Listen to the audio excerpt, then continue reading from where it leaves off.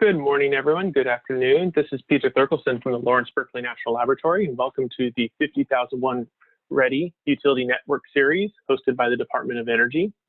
We are particularly excited today as we have two implementers to discuss their uses of the 50,001 Ready materials, including one of them has a customer also to provide some insights about their success with 50,001 Ready. We're going to wait just a couple minutes before we get going through logistics, and I hand it over to Sandy Glatt of the Department of Energy as people keep signing in.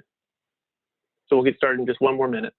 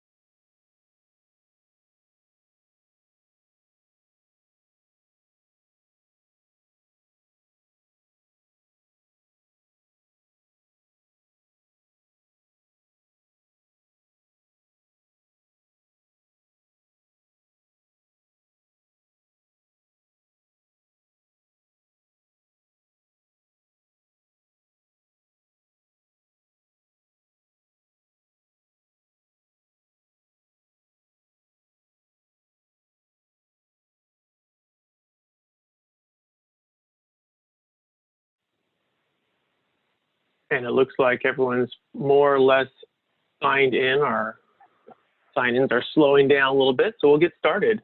Again, good morning, good afternoon. This is Peter Thurkelson from Berkeley Lab, and welcome to Department of Energy's 50,001 Ready Utility Network Series. Excited today because we have two implementers to share their uses of the 50,001 Ready materials, and one of our implementers has a customer also to share their experience. Can we go ahead and advance one slide, please? As I mentioned, today we're going to have a conversation with two utility implementers, Advanced Energy and Leidos. Following the two presentations from the implementers, we'll have a joined question and answer session. Make sure to either use the chat box function or unmute yourself or raise your hand with the Zoom settings. And then following that conversation, depending on how much time we have left based upon the questions and answers, we'll have updates about 50,001 Ready and general Department of Energy updates, including DOE program transitions, programs utilizing 50,001 Ready, and 50,001 Ready progress. And with that, I'd like to turn it over to Sandy Glad of the Department of Energy to give her welcome to the webinar and specifically for Advanced Energy and Leidos. Sandy? Yeah, thank you, Peter, and welcome everyone. And I don't want to take up too much time because we have a lot to cover, as you can tell. We're very excited to have Advanced Energy and Leidos joining us this morning, who are able to talk about specific examples of their working with customers, as well as in the case of Leidos, with being able to integrate 50,001 and 50,001 Ready into their program offerings. So we hope for the audience on the phone, you find this helpful. We really encourage you to ask questions, and we would like for this to be participatory in order to keep it relatively smooth. We'd like to get through the 2 sets or 3 sets of presentations, and then we'll open it up for Q&A. So if you have questions from the first presentation, jot them down and keep them in mind, and then we'll go through questions all at once at the end of the 2 presentations.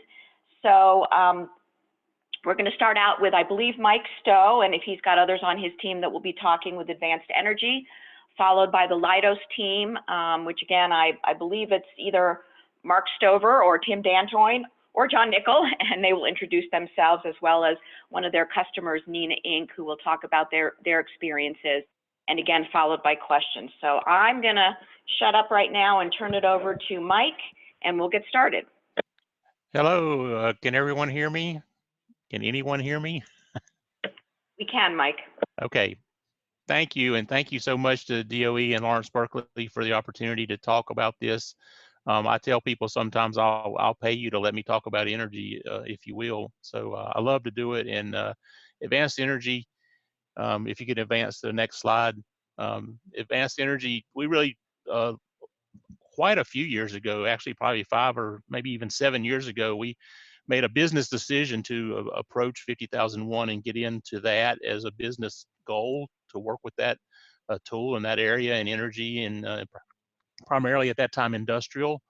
So we're going to talk about that a little bit, talk about one of the ways we like to approach things with the cohort method, then we'll get into some 50,001 specifics that we've seen, and then talk about one of the plants we work with very closely. Next slide, please.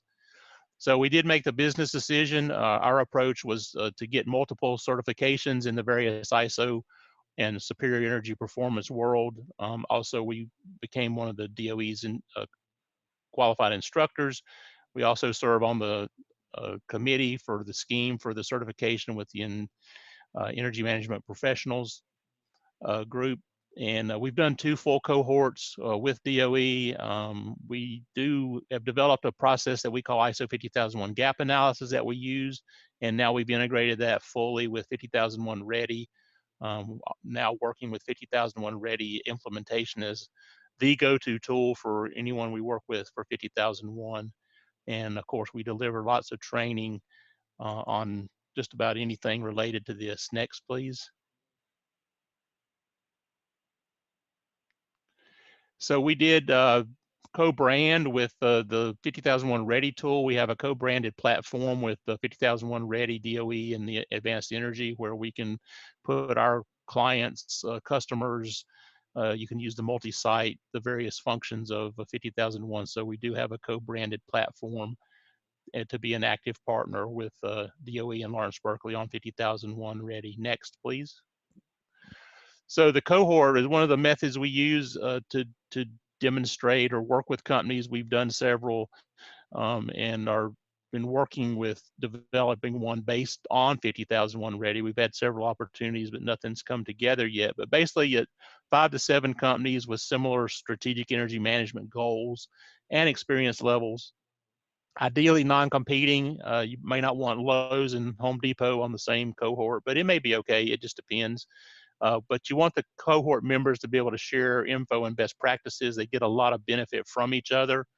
One thing we found that's very essential and needs to be in place up front is the management commitment. It is discouraging and frustrating to have a cohort or a company where you've got a person on the plant floor and an energy manager at a plant somewhere that's all enthusiastic, and you get a third of the way down the road and suddenly the plug's pulled. So strong management commitment is essential. And I would encourage anyone working with a 50,001 candidate or client with Ready they've got to allow time for participation, for homework. If they're in a cohort, they need to have resources of both labor and time and materials to go to trainings to be able to succeed in the tools. So that has been a point of potential frustration if you get started down the road and then you realize that the management commitment was not there. So that's very important, and that's why I emphasize that so much. Next slide, please. So what we like to do with the outcomes of our cohort is obviously gain an understanding of the ISO 50001, the standard itself, and basically use the Navigator 50001 Ready tool as the method to do that. And the bottom line for all of us, DOE, Lawrence Berkeley, end users, implementers, utilities, is we want to increase the energy performance. We want to make more bricks per kilowatt hour. Or whatever they might happen to be making. Of course, the recognition for completing the task, and then improve overall operations. Next, please. So a little bit about 50001 Ready that we like and use, and some benefits. It does require you to measure your energy performance. And there is a measurement and verification protocol. So it does require a company to collect data and actually measure in some method their energy performance. Next, please. So one of the things that we have seen to be a very good advantage is to leverage experience with other ISO systems. It's a heavier lift for a company that does not have any ISO experience, although that's not a showstopper. It just requires a little more education. But leverage the experience with the clients that if they have ISO 9000 or ISO 14000, they're going to have some systems in place that are applicable to 50001, such as a management review, internal auditing. Some of those systems are very common between all ISO, regardless of the number or the topic. So, and the 50001 Ready tool does have a section that helps to show you that if you already have 9 or 14,000, you can use that in transition. Next, please. One of the beneficial things I believe in the ISO 50001 standard that we use a lot is the cross-reference to the relevant sections of the ISO standard.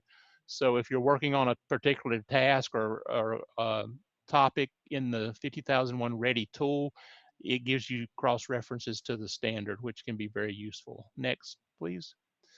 One of my favorite things, and I recognize this immediately, and I'm an old plant guy, worked in maintenance and plant engineering for many, many years, and the language of ISO, the standard itself, can be somewhat intimidating and somewhat like a lawyer would write it, but the shall do this and shall do that without a lot of specifics about what you actually need to do. And one of the great things that I really love and have implemented a lot from 50001 Ready is on the task tab for each of the 25 tasks, there's a task overview tab, but you can see the example here for energy policy. But that section at the bottom that says, at the completion of this task, you will have done X, Y, Z, that is most helpful, because someone that's in a management or a maintenance job or is an energy manager and may not be an ISO guru, this really tells them, okay, there's a lot of stuff in the you shall do this about an energy policy, but this is what you really need to do, and explains it, and you really know what you need to do. And this is in every one of the 25 tasks and is very useful. Next, please. The other one is there's so many downloads. There's such a wealth of examples, policy examples, for example, worksheets to develop an energy policy. For each of the 25 tasks, there are various downloads, and these are very useful. We found these. I've downloaded all these to my own laptop, so I have them at my fingertips. If we go talk to a client, we can show them this, and they're very useful, very helpful. A person implementing 50001 Ready using the tool and these tasks will not have to reinvent the wheel at all. There's almost an example or a worksheet for just about everything, for developing your own energy policies and your own energy documentation or your own procedures, operational controls, worksheets, and so forth. Very, very useful. So if you're working with 50001 Ready, make good use of the downloads. Next, please. One of the most useful downloads that I found, there's documentation can be intimidating in some cases. You know, what do I need to document this? Do I need a procedure for that? And this table, which I just have one little excerpt from, is a downloadable in the documentation section, but it's a documentation guidance table, and it goes through each step in the standard, and then it relates it to the task number, and then it tells you what needs to be documented, and then or what must be recorded. So this, you go through this task or through this useful download tool, and you look at the task numbers 1 and 19. In this case, it tells you need a document for this, or you may need a record for that. One key thing to remember, and sometimes confuses people, what's the difference between a document and a record? If you think about a form, um, a blank form that you have written up to be used in your energy management system is a document. As soon as you fill that form out with some data from your plant, you need to keep it, it becomes a record. So forms and records, documents and records. Next, please. So just to paraphrase, and in this kind of in simplest terms, but the 50,001 Ready tool really puts the plan, do, check, DAG methodology into simple, clear steps in the 25 tasks. And basically, if you boil it down, say what you're going to do, that's your plan. Do what you said you would, that's the do. Check and verify that you did it, that's the check, and then make it better, review it and improve it. So really, you just have to say what you're going to do what you said, check that you did it, and if you didn't do it, make it better. Next, please. So one plant story, one plant we talked to, they were already 9,000 and 14,000 certified. They actually had a lead gold in a manufacturing plant, which is very unusual. And they had a desire to achieve ISO 50001 certification. And when we first started working with this plant, ISO 50001 Ready had not rolled out yet. So we started with a gap analysis. Next, please. So basically, we did an analysis of where they were versus where they needed to be, and the difference is the gap. Next, click. So the gap analysis, I'm sorry, go back one. Yeah, the gap analysis process, we looked at their operations, energy sources, their documentation, and basically made a gap spreadsheet. Next slide. So we went through each step of the, again, we didn't have 50,001 Ready at this point. So the section of the ISO standard, planning, doing, checking, acting would be in the left-hand side, where they were now, what the ISO requirement was, what the gap was, what they needed to do. And we came up with a gap analysis. Next, please. And also, based on that gap analysis, we made a work schedule in order to complete this. Next. So then we were in the middle of this, and actually, to be honest, things had kind of bogged down and slowed down a little bit. Again, the people doing this wear about 7 hats in the plant, and they were just busy, and things had bogged down. And then the 50,001 Ready rolled out that summer, and we were very excited about it. And I knew it was coming. And the first thing I did was to schedule a site visit to go back and implement 50,001 Ready. It's based on the 50,001 standard, and we went back to the plant. Next slide, please. And basically went through all 25 tasks on the dashboard and mark them accordingly, got them lined up, filled in all the blanks, got their names of the people who needed to be doing what, went through the tasks, marked them complete or ready to review or just started or not started, because you can pick various tasks, got their dashboard up to date for where they were at that point.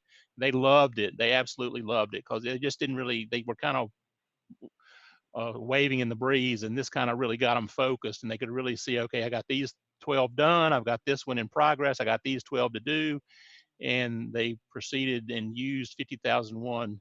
Next slide, please.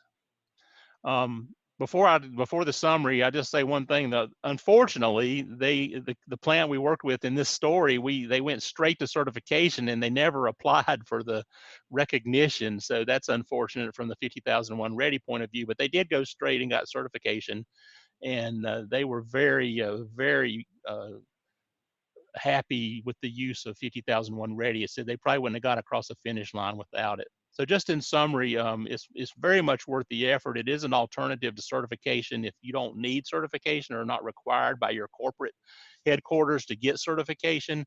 Help for the weary. The guys that typically are the energy managers in these plants, or maintenance managers or project engineers, or have 27 other things to do. So it really is useful, and it really gives you some leverage to get this done. And the 25 tasks really help you have guidance with the dashboard to be able to assign things and do it. And it has great tools for energy data. You can go task by task. You can do your dashboard tracking. There's great resources, and you self-attest. And the bottom line, it's all free. It's all free. It's provided by the government. It's free to anybody that wants to download it and use it. Next, please. So what we try to do is put the end user, which is the brick manufacturer or whoever he might be, right in the middle of 50,001. And if you'll just click through these, Amy, kind of one at a time. You got your utilities, electrical and natural gas are the big utilities. You want to consult them. You want to work with the DOE programs. You want to have a consultant like Advanced Energy or Leidos or anybody. There's lots of us out there. You got the DOE has the Georgia Tech training partnership and cohorts and lots of DOE resources. And then you got, if you want to go to certification, you got your third party certifiers for ISO. These aren't the only ones. There's just a couple ones, DECRA and others. So you want to put our end user, our industrial site right in the middle of all these resources. You've got your account managers for your electrical utilities and gas. You've got DOE support. You've got consultants out there. And an end user that's interested in strategic energy management, particularly ISO 50001 and 50001 ready tool implementation, put him right in the middle, and there's lots of resources and you can lead them down the path with lots of help and support. Next slide, please. So survey says 4 out of 5 energy consultants surveyed recommend 50001 ready. Please note the asterisk beside survey. There was no actual survey done. This is just to make a point. So use 50001 ready to prevent this from happening to your energy team. And I think I'm done. Next slide, please. Yep. Thank you very much. That's my 2 cents worth. And if you have any questions later on, I'll be happy to talk to you. Thank you. Okay, thank you, Mike. That was excellent. I think it's no surprise to anyone who just listened to the presentation that Mike knows what he's talking about when it comes to ISO and energy management, and he currently has been our rock star instructor, delivering some of the curriculum materials that we've been developing both to end users as well as to utility personnel in the 50001 ready space. So he's a tremendous resource, and I hope you have some good questions for him. And without further ado, I will turn it over to the Leidos team. I believe Mark is starting. If not, you can correct me, and if you can introduce one another as well as your presenter from Neenah when we get there. So over to the Leidos team. Thanks, Sandy. This is Mark Stover, and good morning, good afternoon, everybody. Glad you could join us today. I want to say that Tim is also on the line. I'll start things off here a little bit and invite Tim to add in as he has perspectives and things to offer as we go along through the slides. John Nickel won't be joining us here today, but John is the program director for the Large Energy Users Program here in Wisconsin. We wanted to give you a little bit of background on what it is that we're doing to help set up John Waterman's experience with the Focus on Energy program in Wisconsin. And so knowing a little bit about that will help you to understand better. So Focus on Energy is that statewide energy and efficiency program in Wisconsin. It's been around since 2001. It serves both residential and business customers. It's a little unusual around the country in that we're not dealing with just one utility here. We're dealing with 5 investor-owned utilities and more than 100 municipal and co-op utilities around the state. So the nice thing about this particular program, this Focus on Energy program, is that the resources that are made available to one customer can be made available to everybody. Everybody who is working with a participating utility, that is, has access to all the services of Focus on Energy, which includes things like financial, technical, and educational resources, all designed to help customers improve their energy efficiency. So with the next slide, please. In particular, Tim and I work for the portion of the Focus on Energy program that focuses on the largest energy users in the state. So big companies that do paper, for instance, which we'll be hearing from John in just a little bit, or metal casters or plastic companies, food processors. They're all large energy users in the state. And all of those large energy users in Wisconsin have an energy advisor who works with Focus on Energy and is assigned specifically to provide assistance and support, both technical and project support, to those customers. So energy advisors are kind of the nexus for how service is delivered to these companies. The EAs obviously work closely with their customers and help to coordinate with the utility reps or with trade allies that are actually delivering the VFD installation or the new boiler install. The EAs provide technical support in terms of both identifying opportunities that maybe the energy engineer hasn't recognized or didn't realize would be something that they could get some support for, and then quantifying those opportunities, not only in terms of the ROI for the customer, but also in terms of the energy savings that we think we're going to be getting out of that project. EAs also do a lot of work with helping customers to sort of navigate the incentive application process that Focus on Energy provides so that customers can get their incentives. But the whole thing, just like Mike talked about, is towards improving energy management. We want to make sure that customers are not only able to make their energy use better, but that they're actually able to manage their energy better, because these large energy users have a significant amount of energy investment. So on the next slide, talk a little bit about the Strategic Energy Management Initiative here in Wisconsin.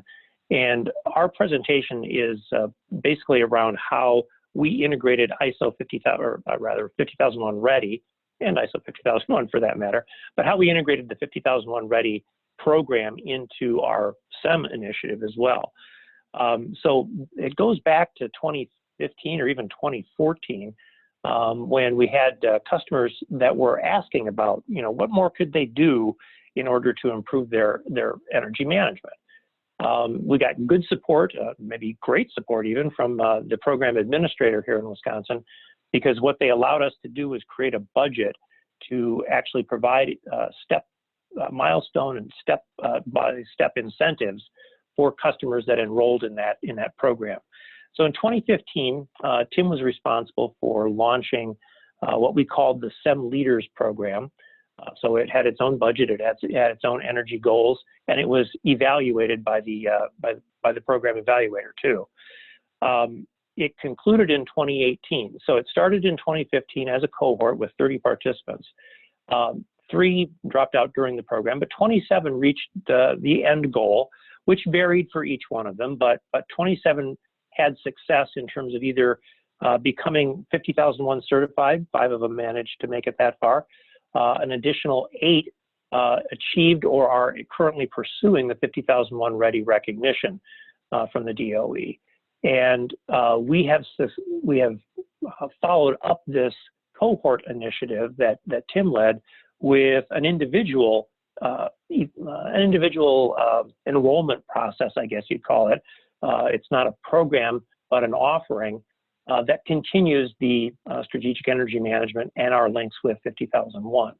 I should say that part of the incentive process, or the incentive structure that was built into that cohort that Tim led from 2015 to 2018, included incentives for achieving these goals too. So achieving 50001 certification or 50001 Ready.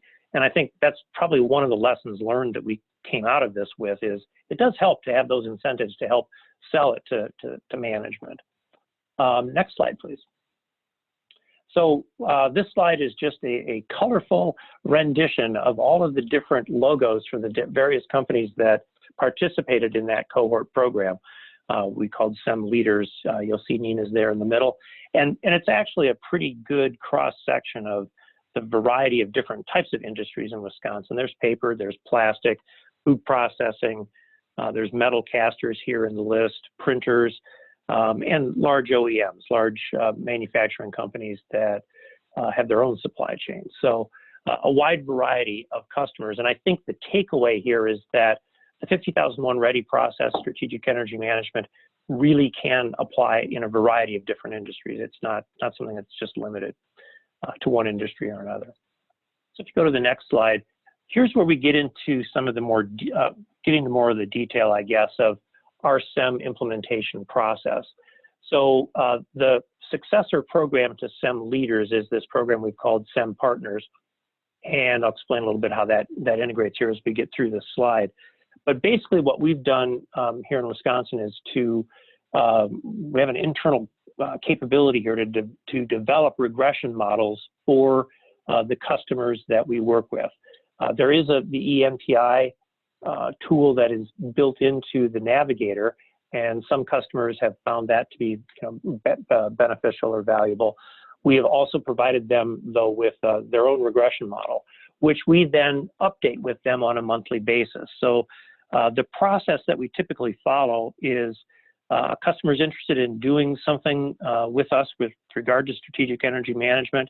We get data from them for their model, production data for their model. We integrate with the utility to get the energy data.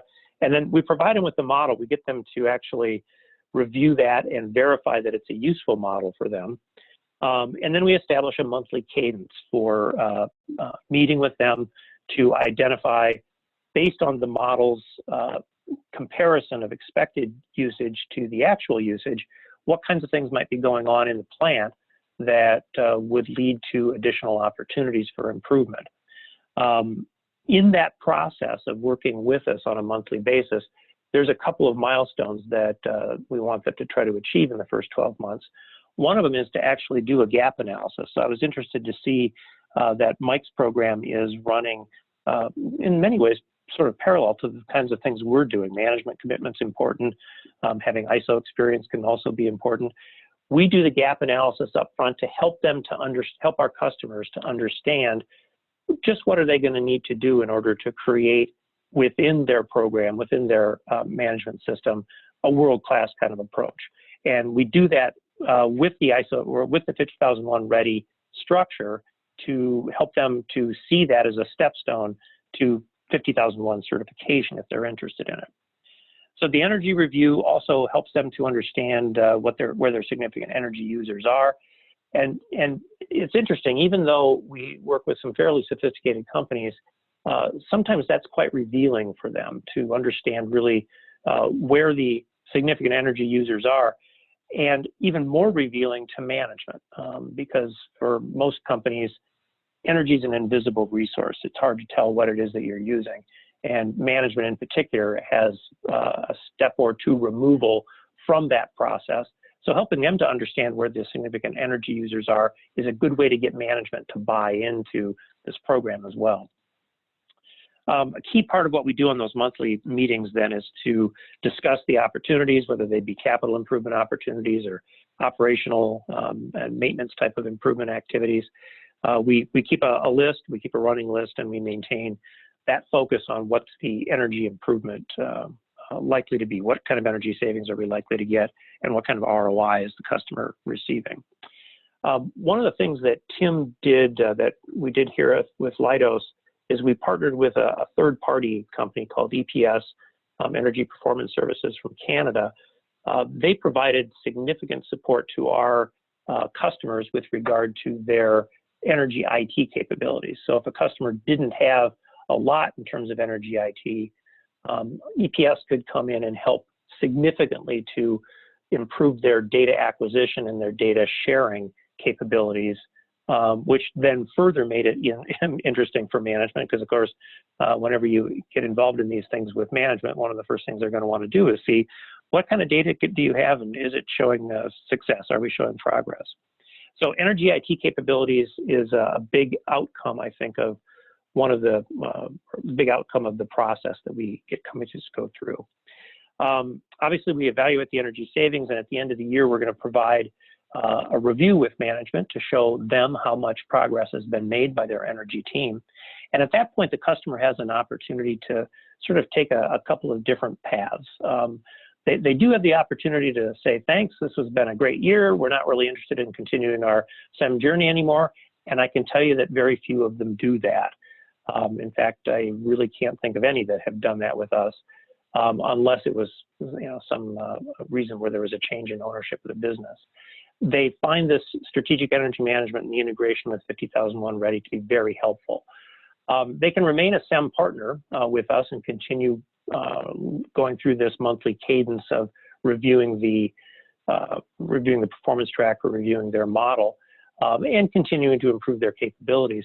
Or if you click one there, Amy, I think it'll highlight that corner there. They can become what we call a SEM leader, which is helping them to, we provide them with assistance to pursue the 50001 certification or to pursue the 50001 ready recognition. They can also get, if they're interested in it, certification from outside third parties on their SEM efforts. And many of our customers, as we've talked about at the beginning, actually do pursue that opportunity to become 50,001 ready. So if we go to the next slide, talk a little bit here about how we've utilized 50,001 ready in our SEM program. It's actually a really good way to gauge a customer's understanding and readiness. When we do that gap analysis early on with the customers, because we do that as well, it helps them to see just how far they have to go or just what areas they need to focus on for further improving their strategic energy management system, or even pursuing the ISO certification. For some, the 50,001 ready does become the endpoint. If we could go back one slide, please. Thanks. The endpoint goal for some customers is to achieve the 50,001 ready recognition, and some also use it as a stepping stone for their ISO certification.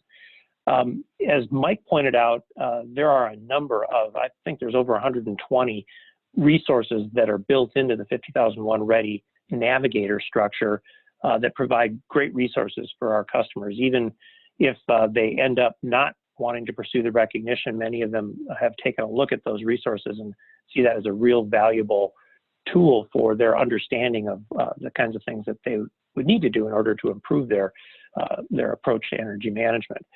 Many of the customers also see value in earning customer recognition for the achievements, and John can talk a little bit more about that in just a couple of minutes.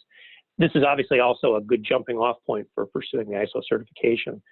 So let's talk one more slide here, Amy.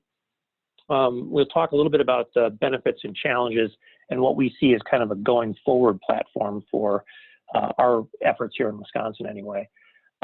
Clearly the benefits of working on the 50,001 ready process are that there's a defined structure that really provides support. And some of my customers have said that's what has sustained it for their management team, is that there's a structure here that they can see and follow, that the task list will help them to move through the process in a smooth and structured kind of way that they can check. It is also a specific endpoint for many of our SEM customers. They want to achieve that 50,001 ready recognition because it's meaningful. It's very useful to see that in a public setting. A couple of the challenges, obviously integrating with the existing continuous improvement system is both a challenge and an opportunity. We've also seen customers who will tell us that sustaining the ability to get management's continued buy-in and continued support in terms of resources for the program and for the program of effort is sometimes difficult, but knowing that you're working towards some kind of public recognition is a really good way to keep management involved. So going forward, we like to see 50,001, one slide back, one sec. One thing that we have seen is that 50,001 ready offers a really good opportunity to customers to audit their capabilities internally to a world-class standard. We have started to look at using 50,001 and the 50,001 partner platform actually as a way to pursue an enterprise approach. We've got a couple of customers that were on that list that have multiple facilities around the state of Wisconsin, and helping them to manage those facilities through that partner platform is something that we're just starting to take a look at. And finally, one of the things that I've been interested in, especially because of my background in the quality and continuous improvement in that area, is looking at supply chain. I think one of the ways that we're going to drive the integration or the adoption of 50,001 and 50,001 ready is if customers ask their suppliers to get involved in this. So now let's move to that next slide, and I'll kick it over to John and his team, or John's representing his team here today at Neenah Incorporated. They are at the Whiting plant in Wisconsin, and I'll just let John take it over from there. All right, thank you, Mark. Hope everyone can hear me all right. So my name is John Waterman. I am a process engineer for Neenah Inc. We are a global manufacturer of paper products. And moving on to the next slide, we can see we achieved the ISO 50001 ready recognition through the Department of Energy, and we can highlight a couple milestones here with Neenah Inc's involvement. So we have several niche markets, whether it's technical products or fine paper and packaging. Neenah Inc. in total employs just over 2,500 employees. We have 14 sites in the United States and several others overseas in Europe. Overall, global sales of $1 billion in 80 plus countries, and this is a publicly traded company on the stock market and headquartered in Alpharetta, Georgia. On to the Whiting Mill in specific, same slide. So 245 employees and 24/7 operation, just about 365 days a year. And there are 4 paper machines, in total about 345 tons of good paper per day. So this is a significant energy user in itself, and we are able to break that down into more specific pieces of equipment along the way. There are 2 natural gas boilers that generate steam for the mill, and we also have a converting department on site with several finishing assets before those products go to the end user. Now moving on to some of the product portfolio of the company. Towards the top, you'll see more fine paper and packaging with box wrap. Wine labels is a big business, a wide format you may see at public stores. And moving towards the bottom, getting more into technical products, whether it's paper card and carriers, or even filtration products that need to hold up and sustain their strength and filtration properties over time, whether it's in a vehicle or paper card carrier in your wallet to replace a plastic gift card.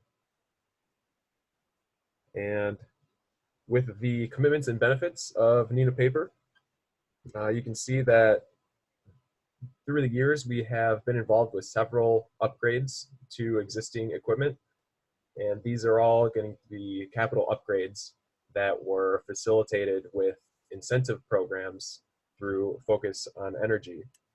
Overall, it's important to facilitate these energy-related projects. They are going to be almost essential, as Michael Stowe mentioned, to have strong management involvement with the program. As long as you have an energy team that meets regularly, you still need to have buy-in from the entire corporation to support these initiatives. Our energy team is composed of every department in the mill, whether it's operations on my end or getting in touch with finance, engineering, and even quality technical to take ideas that come from either the crew or a vendor and just determine if that's even a feasible idea to pursue. And eventually it will turn into a full-on project with funding through the corporation as well as planned incentives through Focus on Energy. So just going through the years, I tried to highlight some specific examples or unique examples for each year, but you'll see the annual totals for each year as you go down the line. So whether it's a boiler blowdown upgrade, there's going to be several freshwater reduction opportunities throughout the mill, and that's almost a ongoing yearly initiative with recirculation of existing whitewater or elimination of freshwater lines altogether.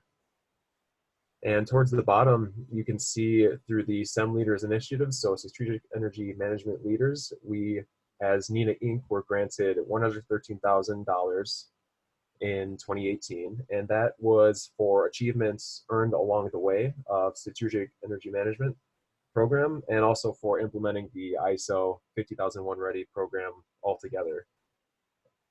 Looking at all of these projects, it helps give a scale of the footprint of just the Whiting facility specifically.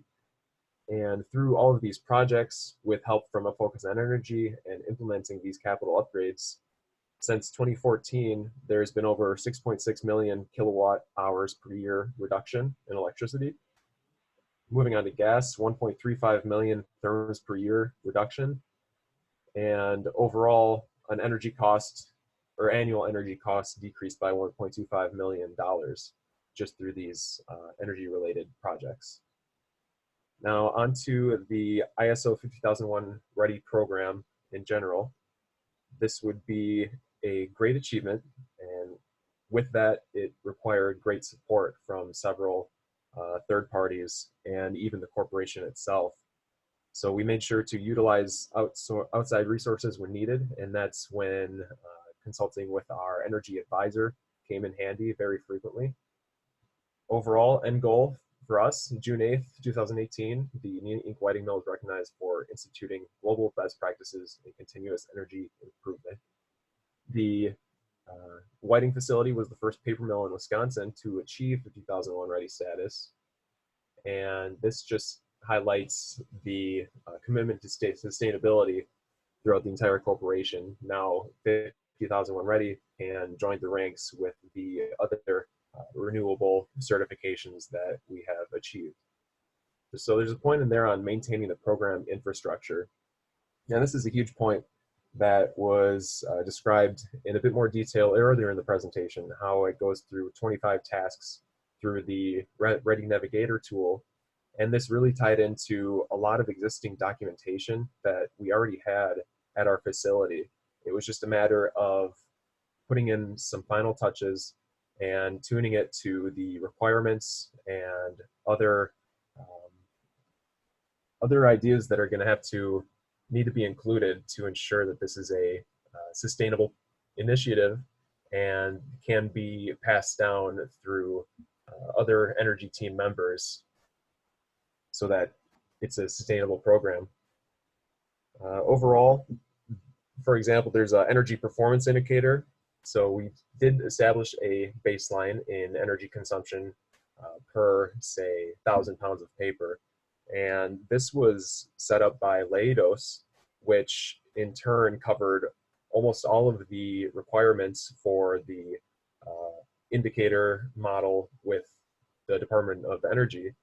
And so that highlights how you can have something that's already tracking energy performance or has been a document that is regularly updated through mill personnel, and it already covers a majority of the tasks in the Ready Navigator tool to help sign off on ISO 50001 Ready.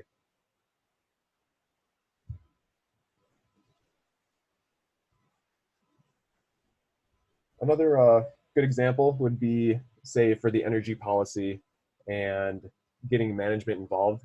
So we often have, so when we do have an energy team meeting, we're going to review ideas that come from the floor, whether it's from the crews that work personally with the machines on a day-to-day basis and notice the little things that may not come to light on an initial walkthrough, and even up to the mill manager who is able to sign off on certain ideas. Everyone's going to be involved. There's going to be there should be a consensus around getting together specifically to talk about energy related ideas and how do we move these things forward, as you saw on the project list on the prior slide. Overall, it's the certification process. It will take a allotment of resources, whether it's from other engineers, and you can just start hacking away at the task lists one by one.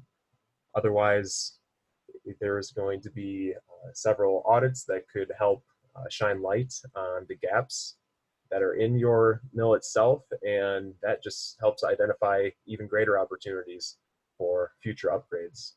The process in itself is going to help your facility no matter what, as you start looking into the process bit by bit and identify the significant energy users, that even a small upgrade can be very significant down the line once you have a newer model or newer type of equipment installed. And that concludes my slides in general. I am happy to answer questions about the program in general, how we were able to implement this with our facility, and how we plan to transition with this ongoing process for other facilities. Thank you, John, and thank you very much, Mark, as well. And we are going to start our Q&A session here. You guys can unmute yourselves, I guess Peter says, by clicking over your name. and or you can use the chat screen at the bottom of your screen to type in a question, and we'll monitor that, and Peter will ask those that come up there before we get started on our final few slides. So please, folks, take the time and opportunity to ask these gentlemen some questions. Those were excellent presentations with a lot of terrific information.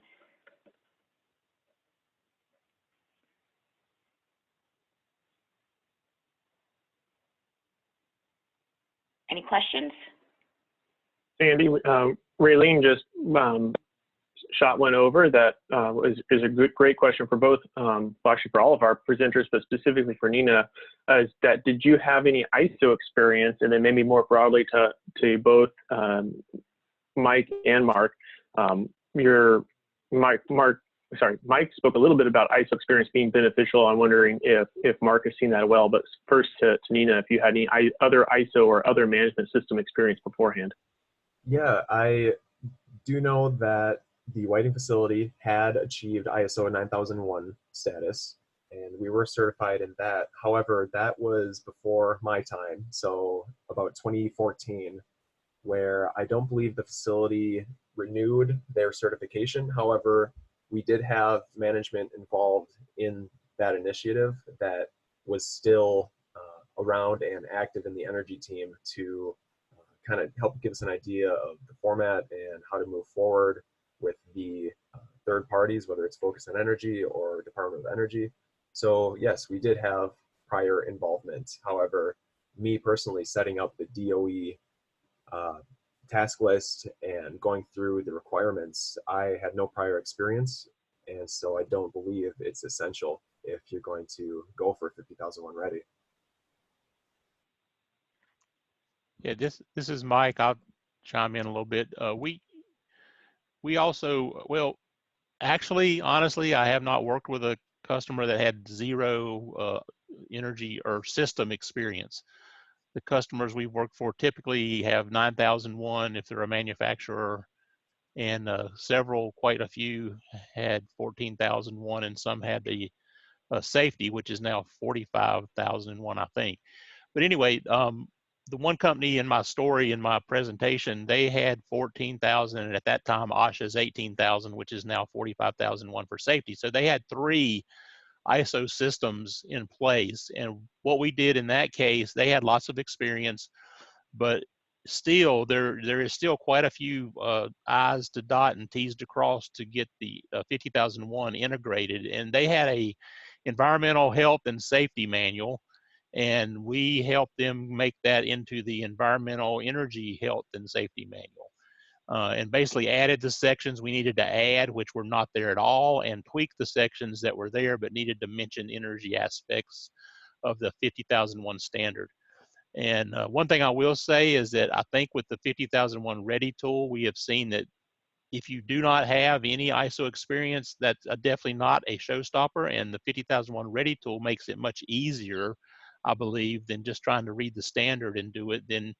So a company without any ISO experience, I think, could do this, maybe take a little more time. There's a little more lifting and work to do, but with the task in the ISO 50,000 or the 50,001 Ready tool, those tasks help you see what you need to do, even if you've never done it before.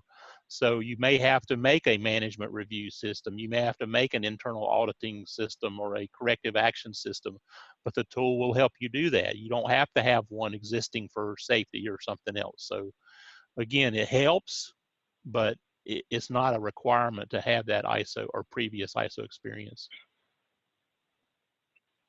Mark, would you like to add on to that? I was just thinking, John and Mike did a great job answering the question. So no, I don't think I have anything better to add. This is Tim. I can add very quickly to that. When we invited customers to participate in our SCM Leaders program, we look very specifically for continuous improvement experience. It's a double-edged sword because they understand continuous improvement, and here comes this 50,001 thing wanting to mess with their existing successful programs. So there's a little bit of integration issues going on there. And I will add, several of the participants did not have extensive or really any continuous improvement experience, and we used the energy-related efforts to perhaps improve the company's efforts in quality and environment in terms of reporting and record keeping. Kind of pulled those along with our energy efforts. See some additional questions coming in, Peter. Yeah, no, the questions are coming fast and furious. This is great. A question for John: was there any reluctance from staff in taking on this initiative at the outset? And how or did that attitude change at the completion of the process when benefits were realized? How does everyone feel now as you continue this process? Sure. So I think earlier we were in the process, that's when we had more reluctance in pursuing this program. It is so intimidating, all of the requirements that you need for ISO 50001 ready. However, as we started to compile our documents, look at what do we have existing and what may be required by a third party, where we started to realize we are a lot closer than we thought. As soon as we walked through the SEM Leaders Initiative, which Tim Dantoin helped promote, and saw the benefits step by step, whether it is implementing energy IT or achieving certain ranks of the ISO 50001 ready program or different milestones, then you start to realize the full benefits that sure, it will require some resources on our end, but the end goal, first of all, the program is going to pay for itself and other type of metering devices. For example, that's what we used our grant in 2018 was for more steam tracking devices, and even promote energy efficiency throughout the mill on the way.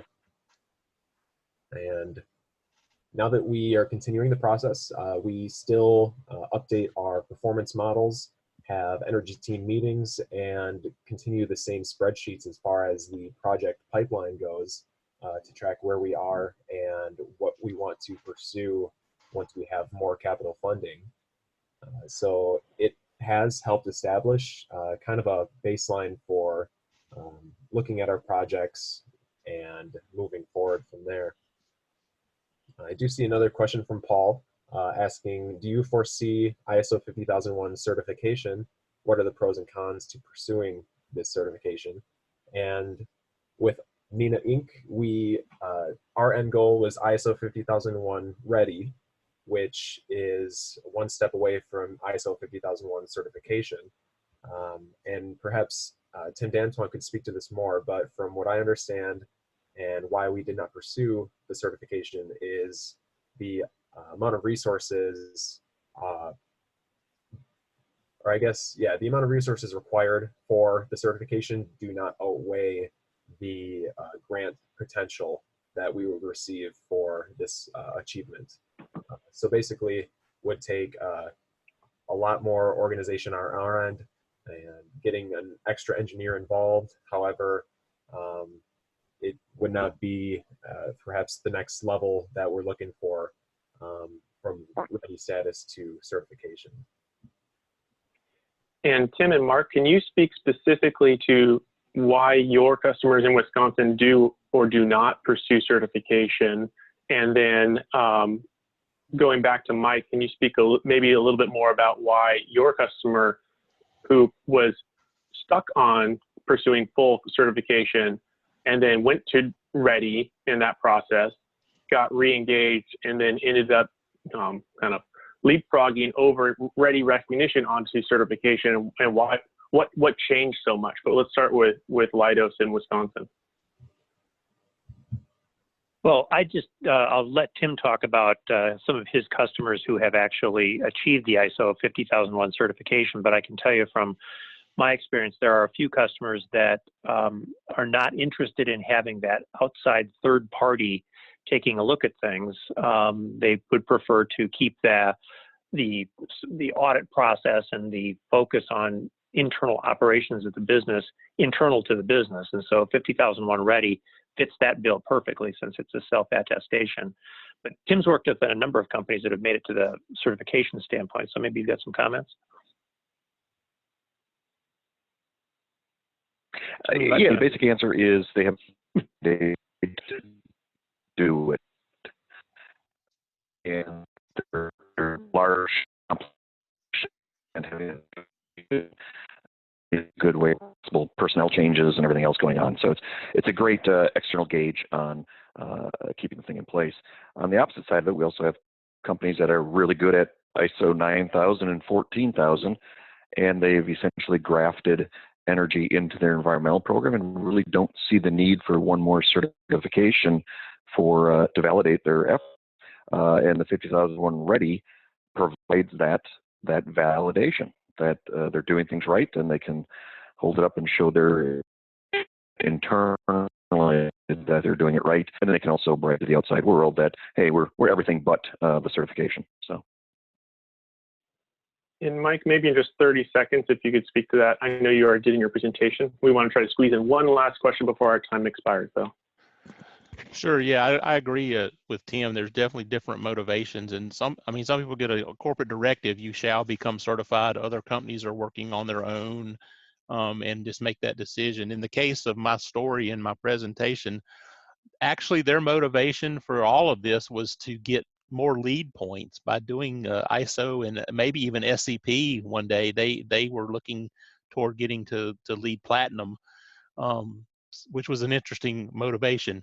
But they were always going to get certified in ISO 50001 from the first time we started helping them. 50001 Ready came out, we implemented it, they loved it. It really got them going. You know, I don't think they would be certified yet if it hadn't come out and they hadn't applied it. But their goal all the time was certification. They just kind of went through the 50001 Ready as the tool to get them there, and they went straight to certification with the third party because that's what they wanted. And again, they love 50001 Ready. They just didn't take the time or didn't need to get the recognition. So, and again, there's different motivations for different companies. I have seen a lot of people that say, you know, we're doing 14001. It has energy aspects. We don't need to do 50, which I disagree with, but I can see their point. But 50 is much more rigorous and gets you much more down the road. So, thanks. Great, thank you.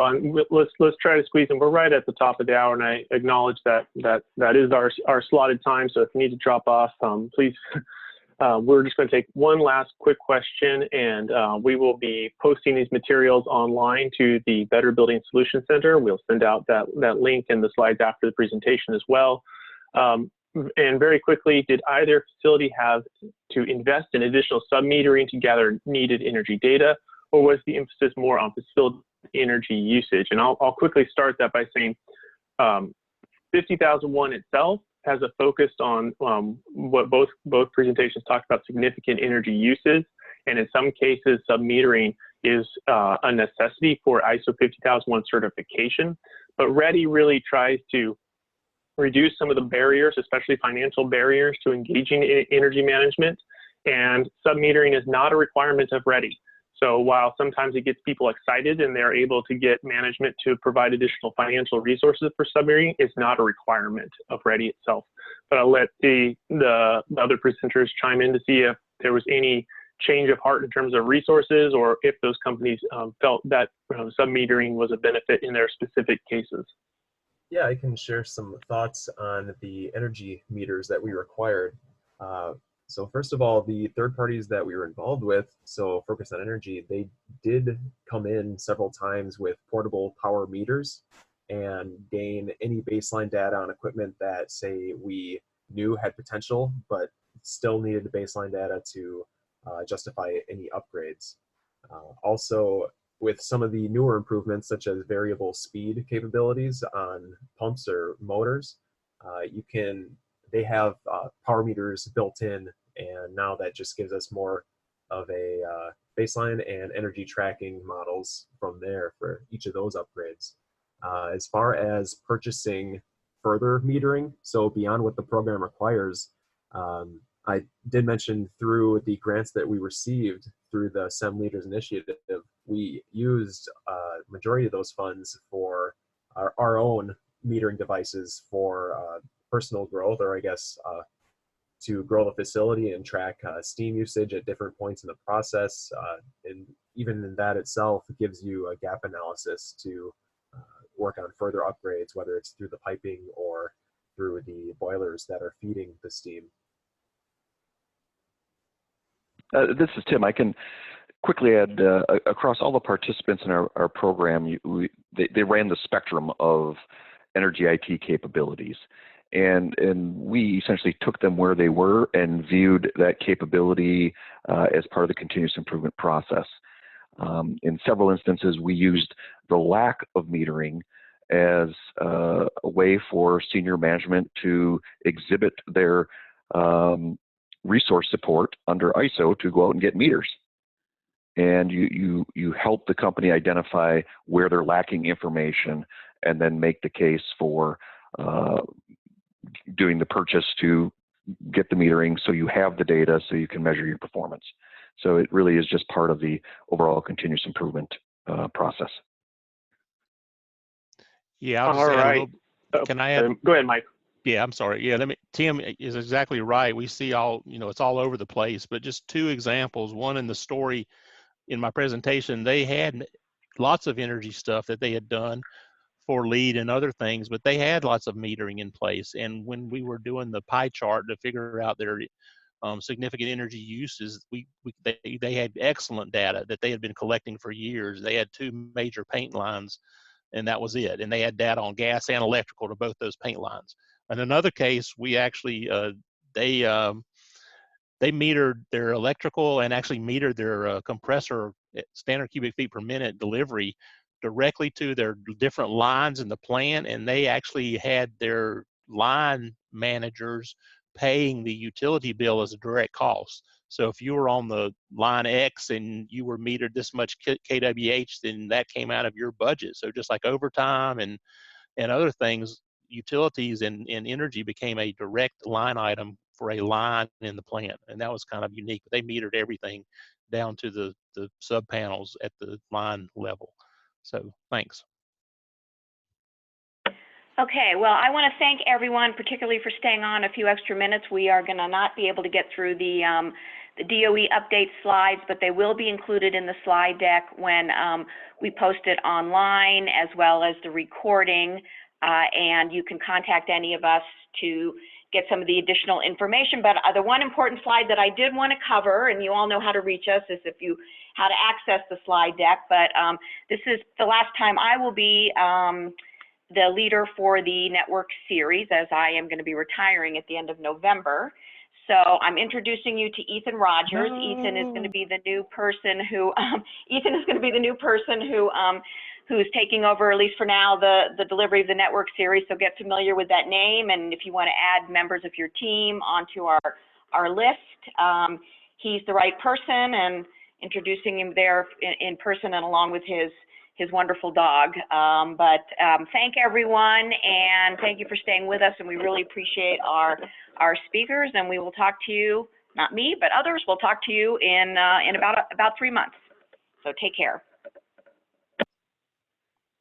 Thank you all. Thank you, Sandy. Bye now.